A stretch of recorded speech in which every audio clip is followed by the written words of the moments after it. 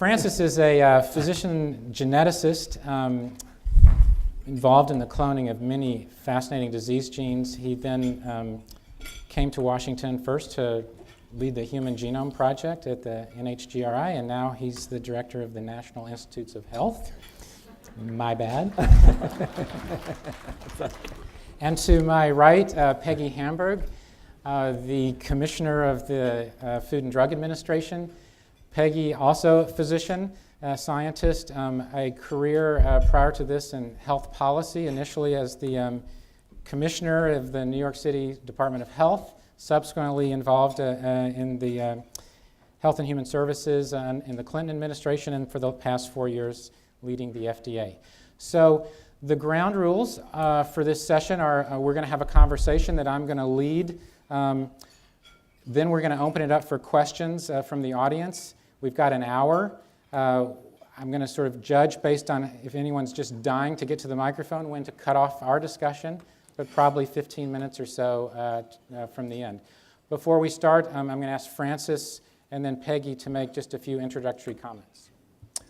Well, thanks, Charles. It's great to be here with all of you, and I'm glad this meeting is happening now instead of 2 weeks ago, because that would have meant that Peggy and I wouldn't be here, since we would have been furloughed or shut down or one of those awful things. But it's nice to be back and to be able to talk about some very interesting material here in terms of where we're going with diagnostic testing as it relates to cancer. I see many familiar faces, and I'm used to the clatter of silverware while speaking, so go right ahead and enjoy your lunch while we launch into this here. I just want to say a few things to sort of set the table, maybe a bit from the perspective of NIH, and particularly as regards the science and the technology for doing diagnostics, which I think is moving at a prodigious pace. And one of the things I hope we could talk about in the course of this hour is how to be sure, as we're trying to optimize the use of diagnostics in cancer, that we don't optimize for today's science in a way that doesn't work tomorrow. Because clearly the ability to identify actionable mutations in cancers or in the germline is something which is moving so speedily. And I'm going to argue that we really need to have a plan about how we will handle that when the preferred test is not this gene plus that gene plus the other gene. It is the whole genome. The costs of that are coming down prodigiously quickly, as you all know, happily without a compromise in quality. This quality of the data can also be extremely high. And if you had to look ahead 3 to 4 years, I think it would be pretty likely that most of the things we're talking about would be best achieved by utilizing a comprehensive look at the genome in a cancer and also in the germline of the same individual to really see what's going on there. And if we try to focus too much of our effort to fix things with intermediate technologies that are here today and then gone in 3 years, we won't really be fully prepared for a more stable sort of long-term situation, which I think just has to be the comprehensive look at the whole genome. So let me just say a couple things about where we might comprehend that could get over the course of the next couple of years. There hasn't been a lot of discussion, I gather, at this meeting about germline testing, and we shouldn't have a meeting of this sort and focus entirely on somatic mutations, because there's obviously a lot going on as well in germline detection of cancer predisposition, from BRCA1 and 2 to MEN1 and 2 to von Hippel-Lindau, NF1, P53, and so on. And of course, much of pharmacogenomics that relates to choosing the right dose of the right drug, both for cancer and for other things, will require you, particularly if you're looking at P450 variants, to have access to that germline diagnosis.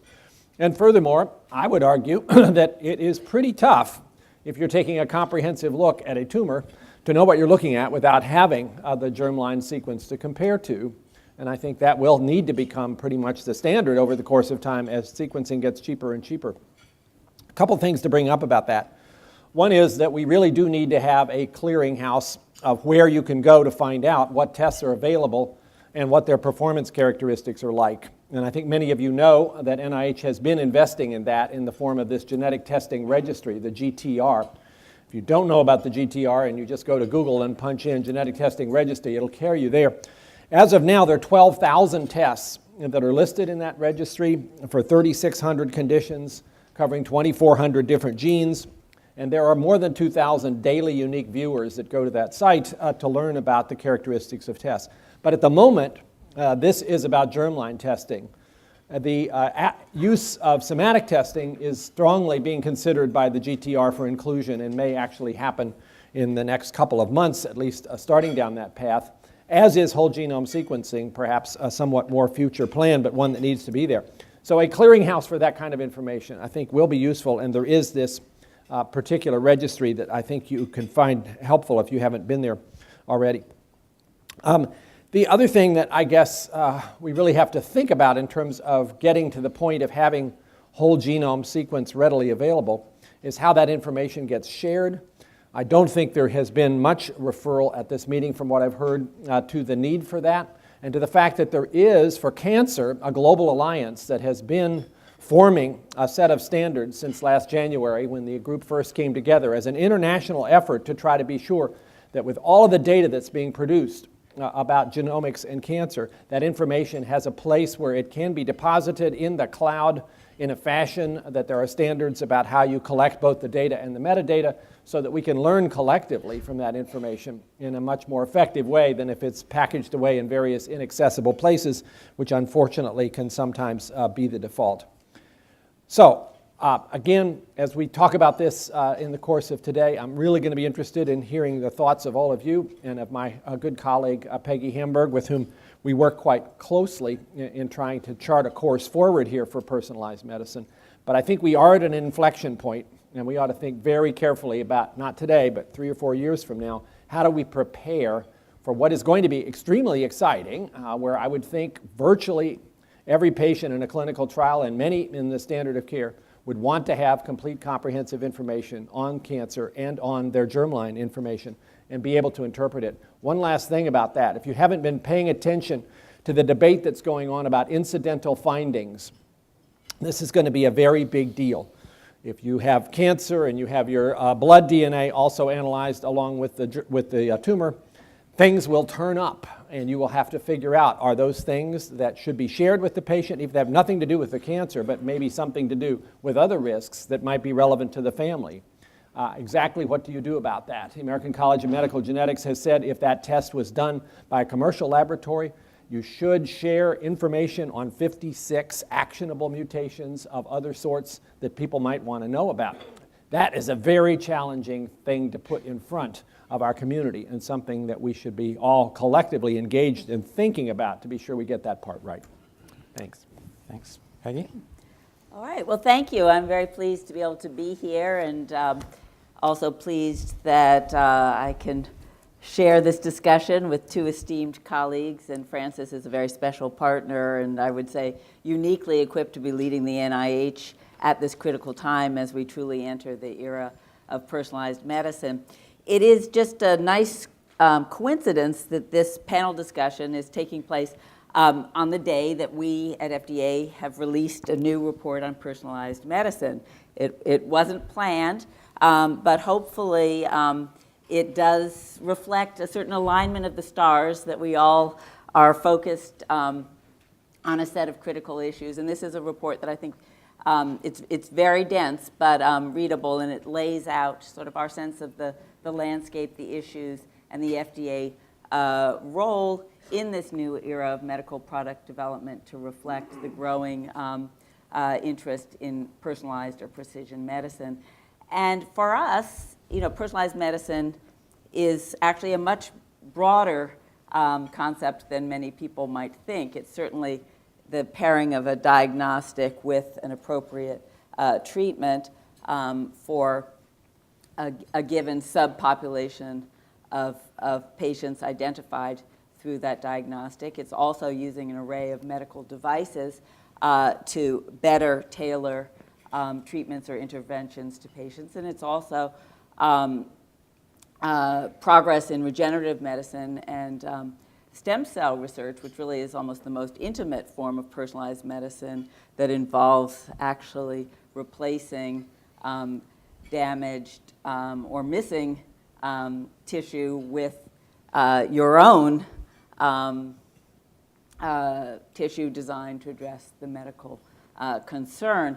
So we've got an array of activities going on at FDA that fit into this personalized medicine arena, though I suspect that for this discussion it's mainly going to be the first type, which is the linking of a diagnostic with a therapy, probably most prominently in our work in the cancer area, which of course is also the focus of this meeting, although very relevant to many other aspects of medical care, and increasingly so.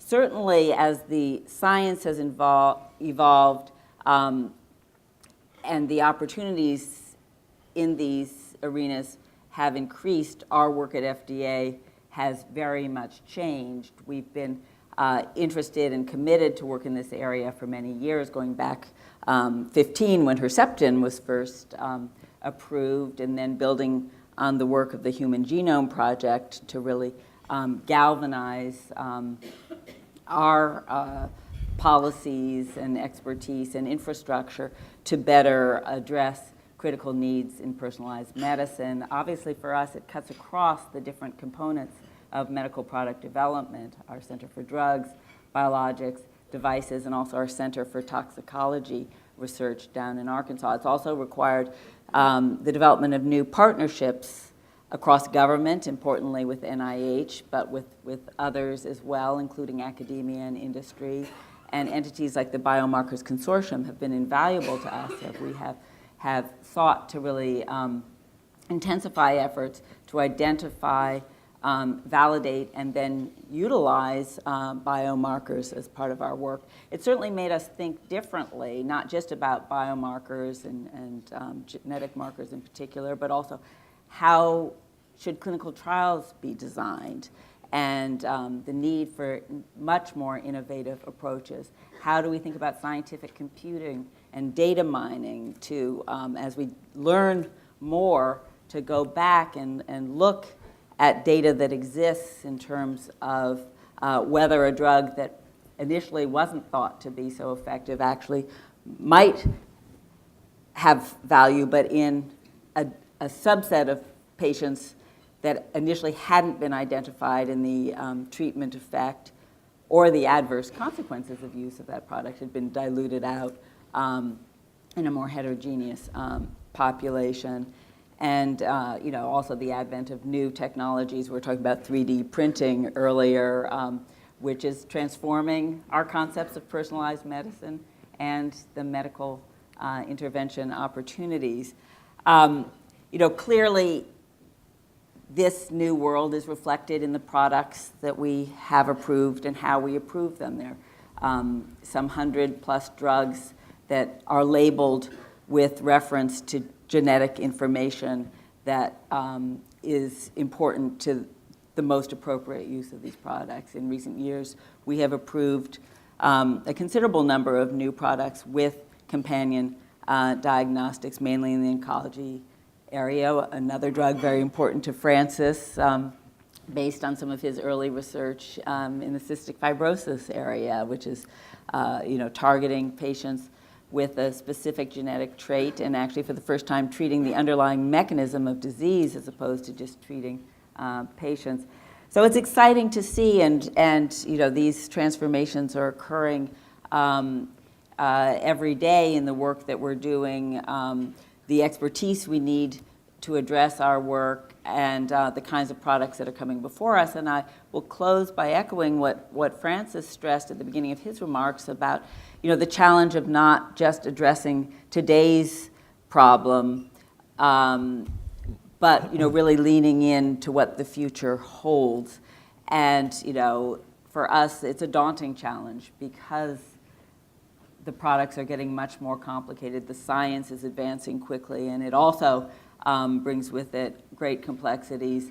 From a regulatory perspective, we're cutting across regulatory frameworks in new ways, and needing to work in multidisciplinary and cross-sectoral ways that force us to do our work differently. But it's a very exciting challenge, and I think that the opportunity really to work in new collaborative ways and to work in ways that bring the best scientific minds to bear on these problems wherever they're found is one that is very exciting to us, and we really feel that that is how we will be successful in doing our important regulatory work if we can deepen the engagement with critical stakeholders and critical partners, and that's why a meeting like this is just so valuable.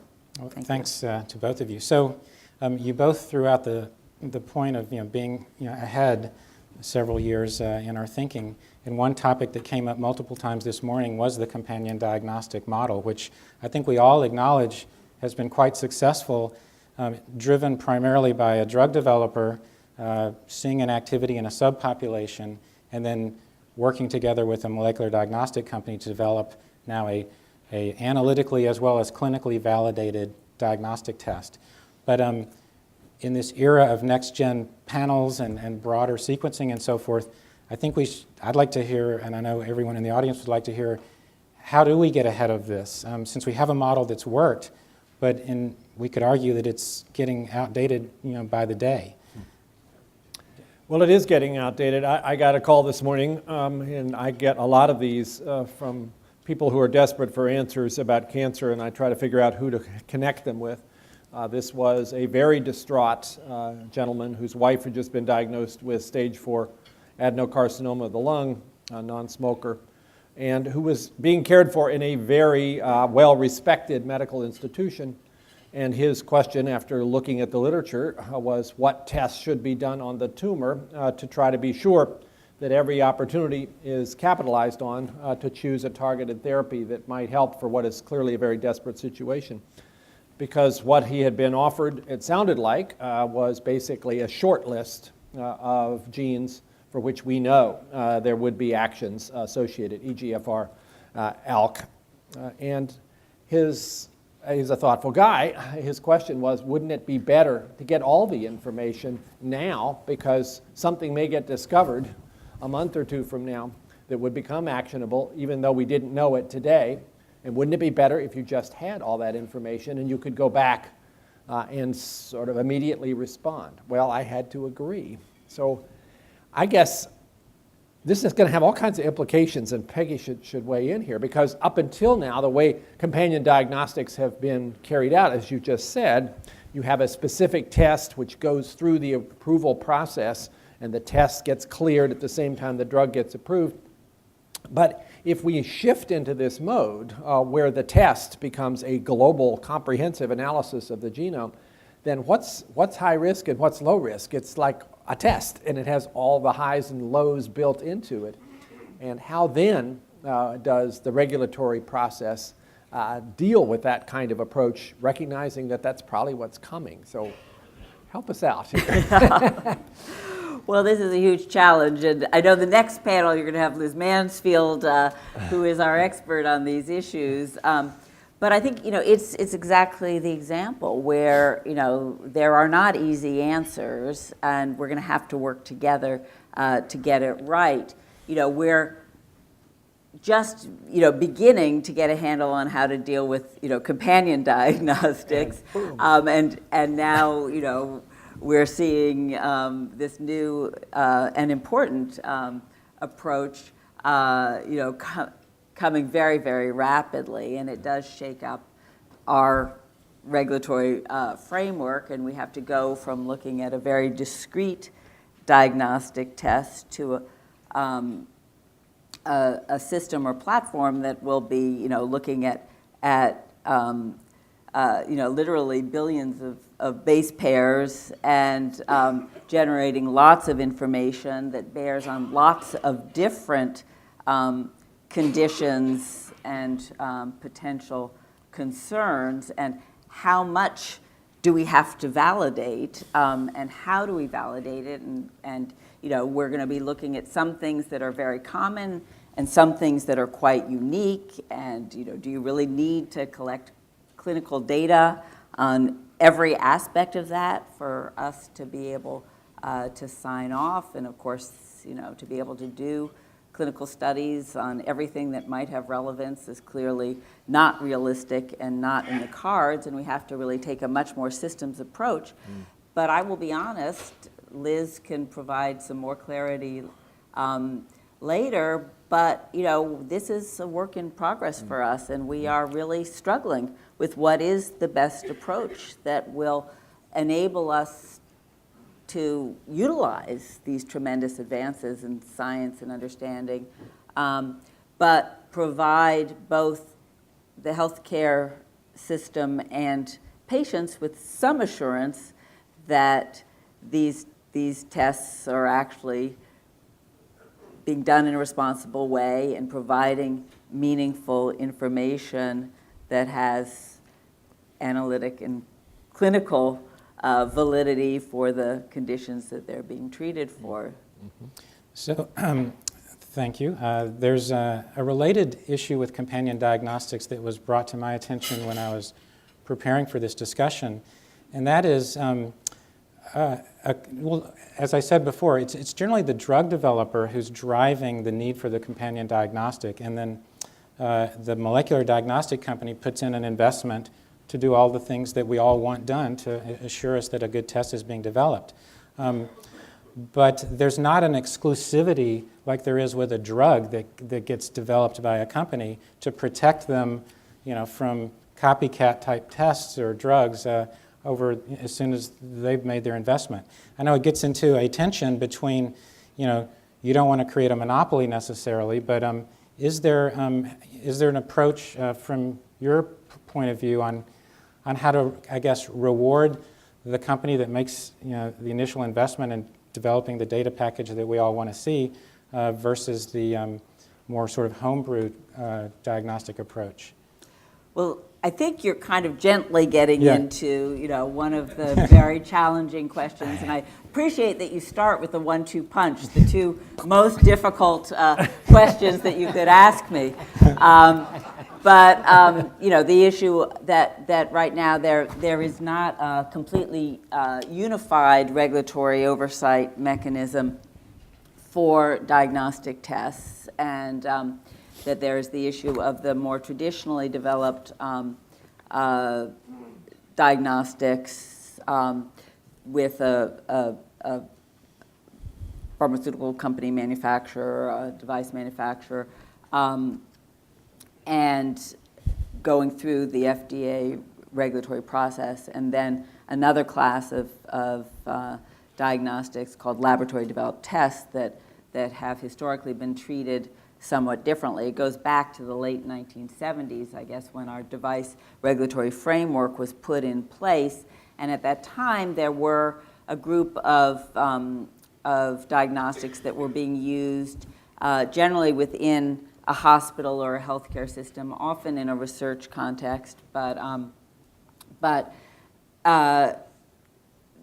there was a decision made that these laboratory-developed tests that were not being marketed commercially and were being generally used with oversight from the diagnostic developer would not be required to go through all of the regulatory procedures that the commercial diagnostics were asked to go through. And we exercised what we call enforcement discretion.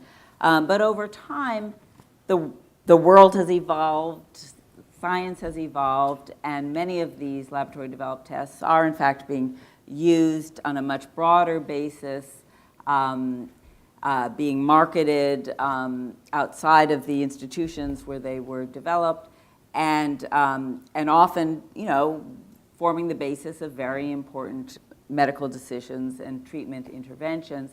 And so, we have been talking, it's no secret, within the FDA about the need to take a new look at some of these laboratory-developed tests, and really on a risk-based,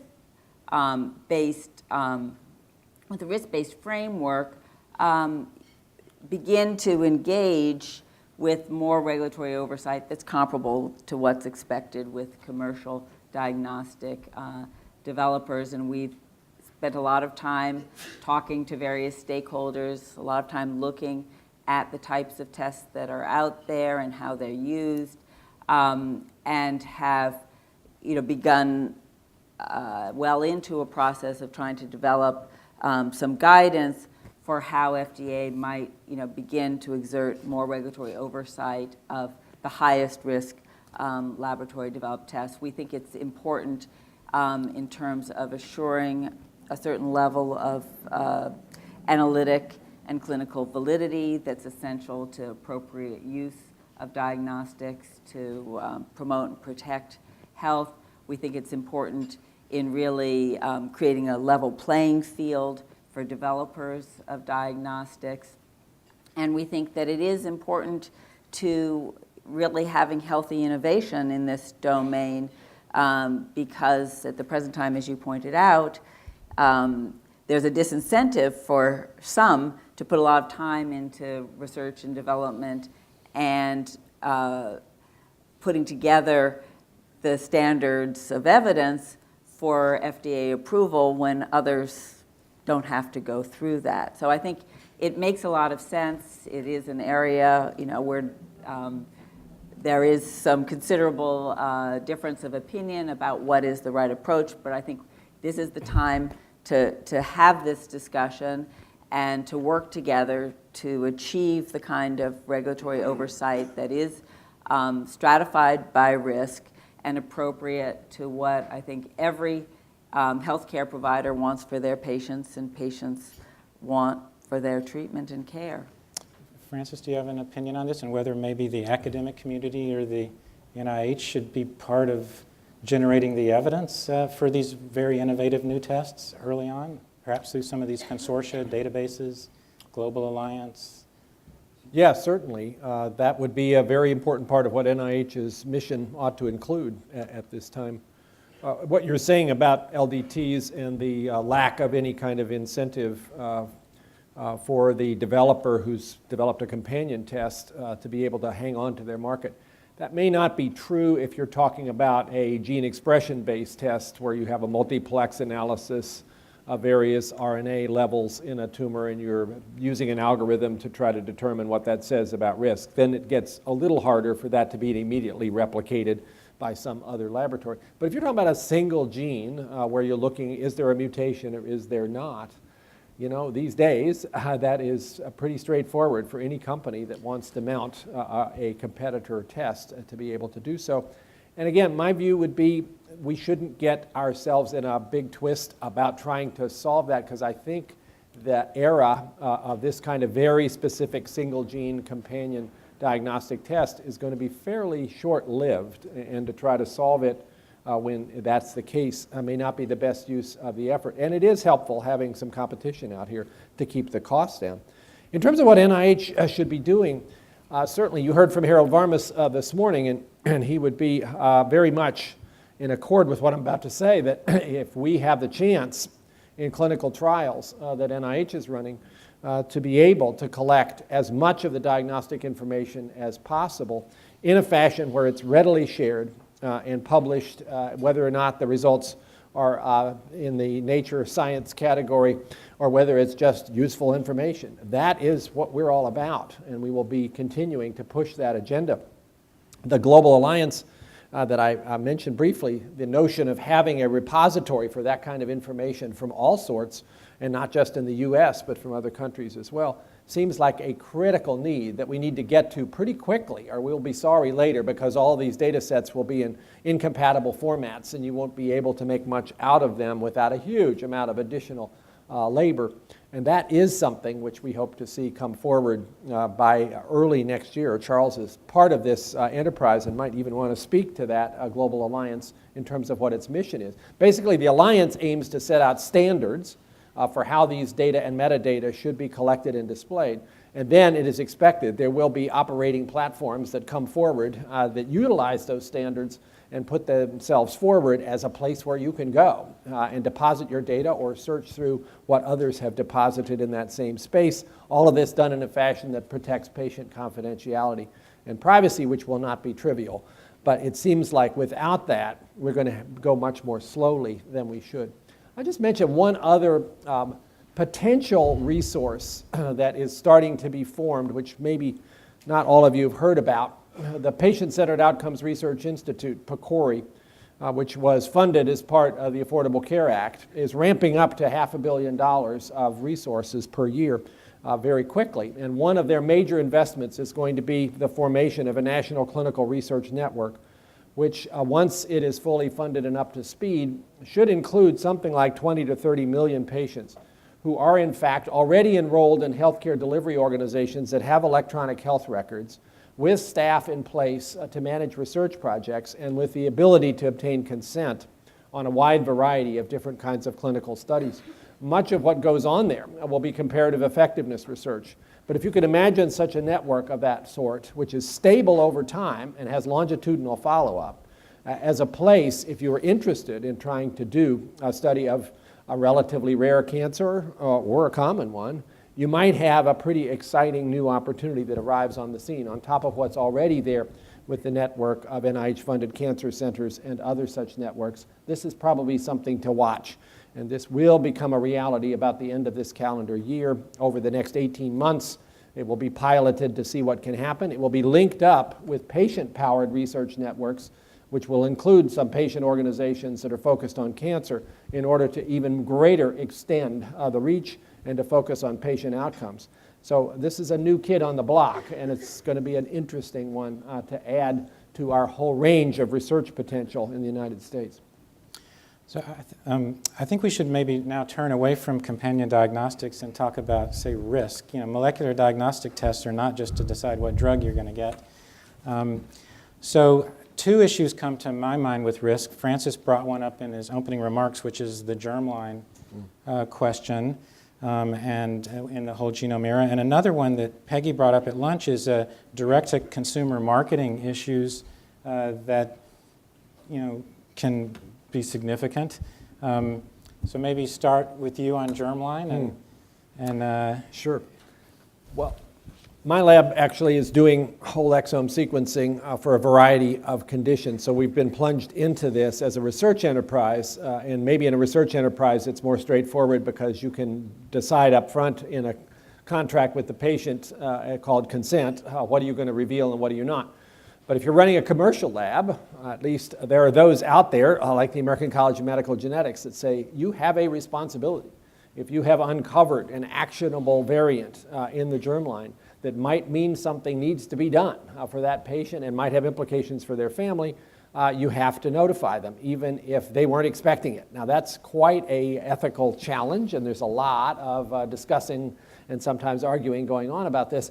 And what kinds of things we're talking about? Well, if you found that person had a mutation in MLH1 and therefore was a Lynch syndrome potentially important finding, or if that person has a mutation that predicts they have malignant hyperthermia and the next time they have general anesthesia, they might be at severe risk of a bad outcome. The list of those kinds of mutations is not an infinitely long one. It's about 56 that this group that the ACMG convened felt would require that kind of notification.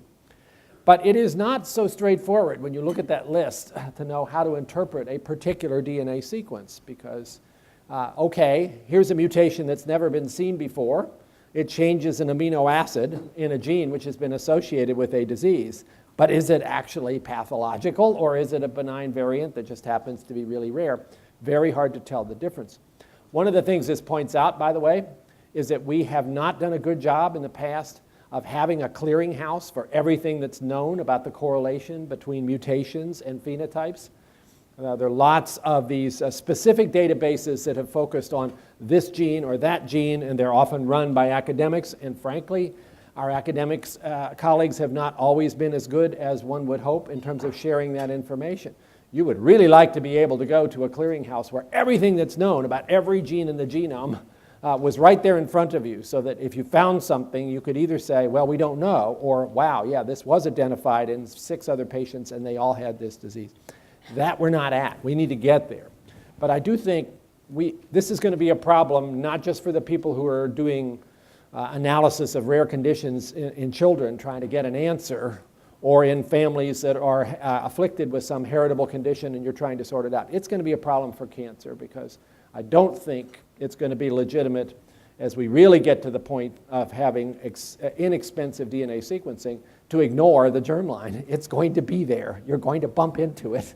And then you're going to have to deal with what you find there, which may have nothing to do with the reason that you did the study, but it's there anyway. It's sort of like if you're taking an X-ray and you were really looking at the abdomen, but in the bottom of the lungs, which is just sort of out of your field, you see a spot there that might actually be something that needs attention. The radiologist actually will tell you about that. They won't go, well, no, we actually just wanted to look at the abdomen, so we're going to pretend we didn't see that. Once you've seen it, you've seen it. And that same thing's going to be true with the genome. Yeah, I just want to reiterate for many people in cancer centers who are doing this in a clinical research format, the wide array of approaches, it's like a Tower of Babel. One is just, block out the germline data. Don't look at it, therefore you won't have to be responsible. That's I guess the ostrich in the head in the sand approach. Others are, let's get a genetic counseling person at every single review of every genome coming off the HiSeq, and then you've got another problem. So I guess we have an urgent question coming. Yeah, I'm sorry. Dan Hayes from University of Michigan. Go Blue, Francis. Go Blue. But anyway, Hopkins is not the only institution here today. You missed the morning joke. We had a Hopkins heavy panel. I can only guess. Relative to this, the reason I'm interrupting is that at my institution, and also I happen to chair the Correlative Science Committee of the breast, what used to be called the Intergroup. We're sitting on tens of thousands of archived formalin fixed paraffin embedded tissue, which in the past we thought wouldn't be of any value for germline studies and that sort of thing. But with all the new genetics, and you of all people know this, we can now actually essentially do germline genetics out of formalin fixed paraffin embedded tissue. And many of those patients are long dead. So the question is, and I've raised this at home and nobody knows the answer, if we stumble into something, to whom do we report that? The spouse doesn't have a stake in the game. And so, is it the sisters, the brothers, the mothers, the daughters? And someone at the top, needs to give us direction about what to do with this sort of incidental finding, whether it's in a CLIA lab or a not CLIA lab. Head ethicist. Yeah, that's Other than that, I have hard questions. That's begun to be discussed in some of these discussions amongst ethicists and geneticists, but I don't think there's any consensus at all in terms of what your responsibility is to the relatives of an individual where you have made that kind of discovery.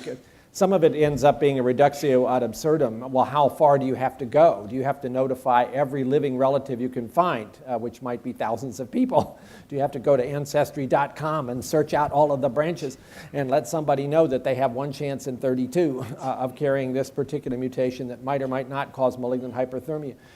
You can quickly get into a knot. So I think at the moment, that sort of second level question hasn't really gotten as much traction. It's more now the question of you have this person in front of you as your patient or as your research subject, and you've learned this. What's your responsibility to them? And that one, I think it's pretty hard to walk away and say there is no responsibility. A slightly different version of germline screening is high-risk families or just the consumer who wants to know what's my risk of this. And I think we're familiar with 23andMe and other sort of direct-to-consumer companies. Does the FDA have a way of thinking about those kinds of issues? Well, I think we have a consistent concern wherever a test is developed and however it is used, that it in fact does what it says it does, and that the claims that are made or the guidance for medical interventions, in fact, are grounded in science and data and the best possible understanding of the disease to be treated and the diagnostic to be used in guiding the medical action. And so I think, yes, we do feel we have an important role to play in direct-to-consumer tests. I think that it is an area that will no doubt be an increasing area of product development and activity.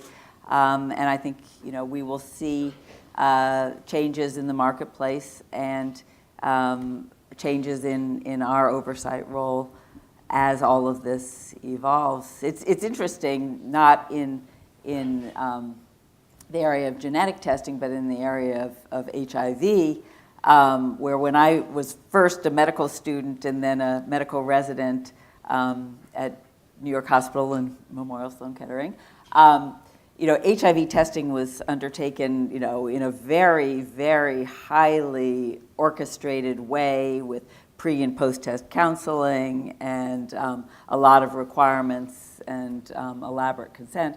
But a few years ago, we approved the first direct-to-consumer HIV test, which we thought would be controversial, and it actually wasn't. So both the quality of tests and consumer response and readiness for certain kinds of tests does change over time. But I think, the kinds of issues that already we've been talking about, there are so many complexities to the kinds of information that is generated, and what do we know and what don't we know about what some of these genetic markers really mean for patients, their families, and their health.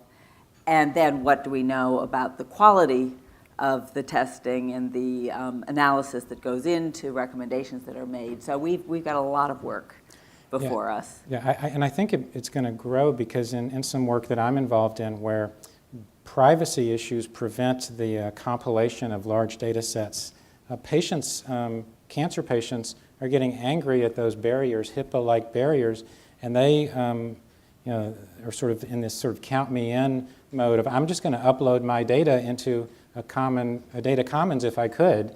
And so I have the sense that there'll be a patient-driven effort to get my genome done, and I'm going to share it. And this is the Facebook era. I've seen this happen in the myeloma field, actually, where patients with the same translocation are in chat rooms together on Facebook, sharing different clinical trials that they might have access to. So, I'm mindful of the time. We've got about 10 minutes or so, and I'd like to open it up for questions from all of you. Raju Kuchalapati from Harvard Medical School. Francis, I have a question. This is when you're talking about germline, you cannot but think about BRCA1 and 2. And despite the Supreme Court ruling about the patentability of BRCA1 and 2, for people like me, the scene is very confusing. There are lots of suits and countersuits about who can do the testing, who cannot do the testing. And I read yesterday that some of the Congress people have written to you about NIH licensing this gene out to the public. So first of all, can you share with us your views about the ability to be able to do BRCA1 and 2 testing, but can you also talk much more broadly about all the other genes and the patentability issues? So it's no secret that NIH was very strongly aligned with the Department of Justice in putting forward the brief that was brought before the Supreme Court in the Myriad case, arguing that DNA in its natural state as it exists in a chromosome ought not to be patentable under Section 101 because this is something that occurs in nature. We also felt that to be consistent with the law, it was appropriate if that DNA had been manipulated, and the specific example was cDNA, for patenting to be considered in that situation. And that's exactly where the court came down. And it was remarkable that was 9 judges agreeing on something, which hasn't happened too often in recent times. So I thought that was a very sensible and encouraging decision in terms of opening up the possibility of doing a great deal of DNA diagnostics without the fear of treading into all kinds of royalty thickets. And people had worried about that even whole genome sequencing might end up being $1,000 to do the lab work and $500,000 to pay all the royalties on all the genes that already had patent claims upon them. The way the Supreme Court came down on this, I think the vast majority of people think that that would no longer be a requirement. If you're sequencing DNA in its natural state and you happen to bump into whatever it is, 5,000 or 6,000 patented genes, and there's something like that number out there, you are not required to pay a royalty to the person who first claimed those sequences. What I think is less clear, at least to me, and I'm not a lawyer and I've heard different opinions about this, is what the status is of a test that specifically looks at that one gene. And of course, BRCA1 and 2 are the ones that are most in the hot light right now. Whether there is some case that Myriad could still make to say that that's treading upon their intellectual property. And on the face of it, I honestly cannot quite see why that would be. And so I've noted other laboratories have been rather quickly putting out tests for those genes. Lawyers, as usual, will get involved. Lawyers will make a lot of money. Eventually, we'll find out what the legal decision is. But I would tend to be optimistic we're on the right path here. Are there others in the audience who are in that business who want to comment on this? Is it changing behavior? Or Andy, you have a question? No, that's not my follow-up, but Okay. if anyone else jump up, I'll defer. No, a somewhat different question, Dr. Hamburg. I just wondered if you would maybe elaborate a little further on what steps the agency has been taking to try to increase the influx, if you will, of scientific expertise to build up, expertise within the agency to keep up with the pace of science and discovery. Obviously, that's an issue in other areas as well, but perhaps most pronounced in diagnostics. And I wonder if you could just talk a little bit about meeting that challenge. Well, it's such an important question and such a huge challenge for us now and looking toward the future. And I think we still need, to develop new models for how to really engage experts as effectively as possible, and to really have collaborations that exist beyond our walls to focus in on some of the really important and difficult kinds of scientific questions, some of which we've been talking about already. We have reached out trying to bring scientific experts in to spend time with us within the FDA through fellowship programs, the Commissioner's Fellows, ORISE fellowships, and importantly our Entrepreneurs in Residence program that can bring experts who've been working in the outside world, in the private sector for the most part, but academia as well, in to spend time with us, for them to deepen their understanding of how we do our work, but also to bring their expertise to bear.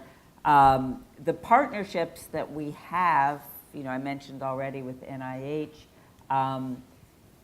and through some of these kinds of consortia, the so-called pre-competitive collaborations, or some of the research consortia that are focused on different specific issues, whether biomarkers or clinical trial design or whatever, have proven extremely valuable. And I would also say that as we are moving into these new areas, the ability to really engage around gaps in understanding of the kinds of guidances that we should be putting forward have proven to be very helpful as well. That was an area where we usually, historically, didn't get input. The guidances were developed in a very insular process. But in fact, it is very helpful for us to be able to understand the kinds of questions and concerns that are out there, the kinds of potential misunderstandings of what we might be thinking, or the potential emerging scientific needs or opportunities that we might not have tuned into as we're trying to shape our guidance, or trying to put together documents that convey, our best thinking on regulatory approaches. So I would say that we are generally, I think, trying to really open up much more to partner in new ways, and to really acknowledge that we don't have all the scientific expertise we need in-house. We will never build it, even if we had the luxury of unlimited resources and no FTE caps. And that our best work will be done, and our ability to cope with some of these really difficult questions, will really only be achieved by finding new and better ways to work together. All right, anybody else out there? Here's your last chance. All right, well, if you're so timid, then I want to thank both of our guests for taking time out of their very busy schedules, catching up on furlough piles of work, to share this lunch hour with us. And thank you for your frank, honest, and hopeful comments that we will look back on this and be proud. Thanks, Charles. Thank you.